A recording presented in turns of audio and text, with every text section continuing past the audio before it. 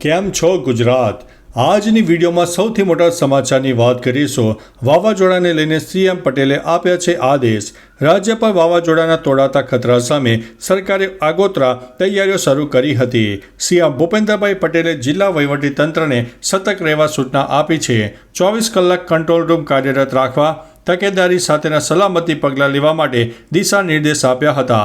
State emergency operation સેન્ટરના control રૂમને 24 કલાક કાર્યરત રાખવા માટે સૂચના આપી છે. ખાસ કે ધોધમાર વરસાદની આગાહી સાથે સુરત, તાપી, વલસાડ, ડાંગ અને અમરેલીમાં યલો એલર્ટ જારી કરવામાં આવ્યું હતું. મિત્રો, અન્ય મહત્વના સમાચારની વાત કરીએ તો અમદાવાદમાં મેટ્રોના કેબલની થઈ છે ચોરી. અમદાવાદમાં મેટ્રોના કેબલની ચોરી થતાં મેટ્રો સેવાને અસર વર્તાઈ છે.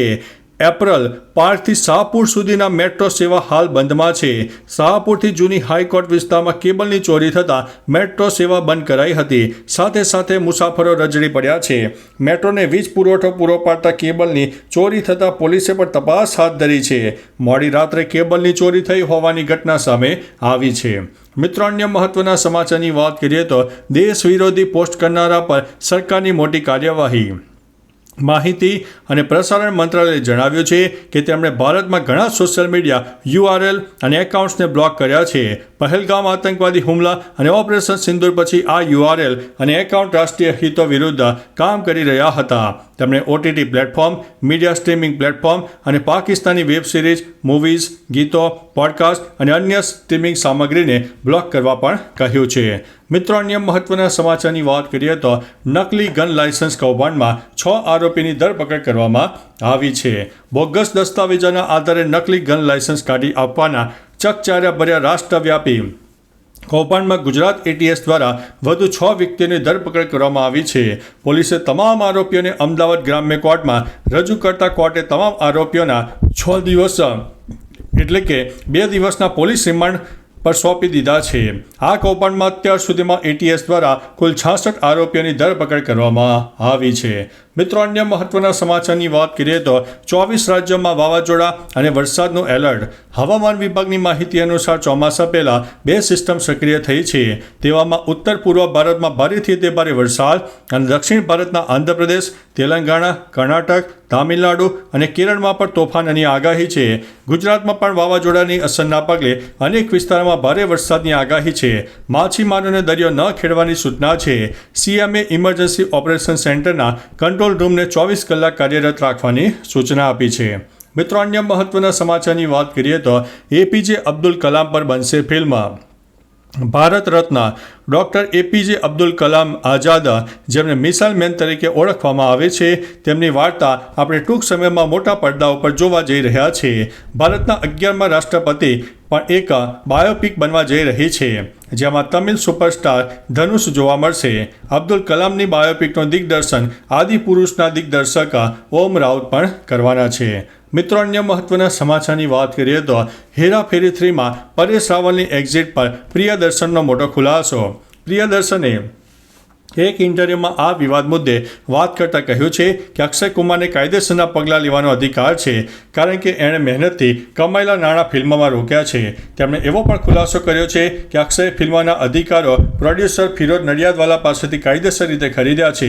પ્રિયદર્શને કહ્યું છે કે મને ખબર નથી કે આવું કેમ થયું, કારણ કે અમને પરેશ રાવલ અંગે આ અંગે કોઈ જાણ કરી નથી. મિત્રો, અન્ય મહત્વના સમાચારની વાત કરીએ તો અમદાવાદના ગુરુકુળમાં પૂર્વી ટાવરમાં લાગી હતી આગ.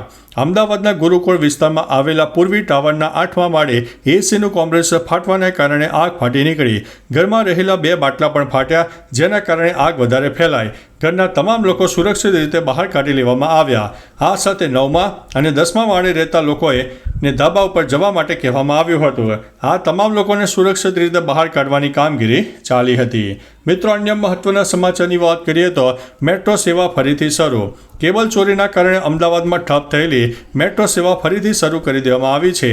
વસ્ત્રાલથી થલતેજ સુધી દોડતી મેટ્રો સેવા ફરીથી ઠપ થઈ હતી. રોજબરોજ વસ્ત્રાલથી થલતેજ અને ગુજરાત હાઈકોર્ટ સુધી મુસાફરો મેટ્રોમાં મુસાફરી કરે છે.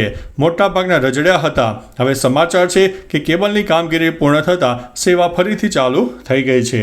મિત્રો, અન્ય મહત્વના સમાચારની વાત કરીએ તો વાવાઝોડાની આગાહી 2 મહિના પહેલા થઈ હતી. ચોમાસા પહેલા વાવાઝોડું આવશે તેવી આગાહી આજથી 2 મહિના પહેલા હવામાન નિષ્ણાત અથૈયા શેટ્ટીએ કરી હતી. આગાહી અનુસાર 24 મે શક્તિ વાવાઝોડું ઉદ્ભવી શકે છે.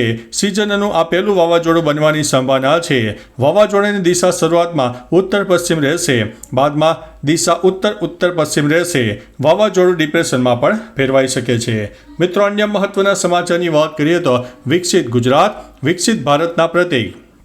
સીએમ ભૂપેન્દ્રભાઈ પટેલે તેમના સોશિયલ મીડિયા મારફતે રાજ્યના 18 રેલવે સ્ટેશનની ઝલક શેર કરી હતી, જેનું લોકાર્પણ પીએમ હસ્તે વર્ચ્યુઅલી રીતે કરવામાં આવ્યું. દેશના કુલ 103 રેલવે સ્ટેશનનું પીએમએ લોકાર્પણ કર્યું. ગુજરાતના રેલવે સ્ટેશનની ઝાંખી સીએમ દાદાએ શેર કરી હતી, જે સ્ટેશનો સ્વચ્છ અને ગુજરાતની સંસ્કૃતિઓને ઉજાગર કરે છે.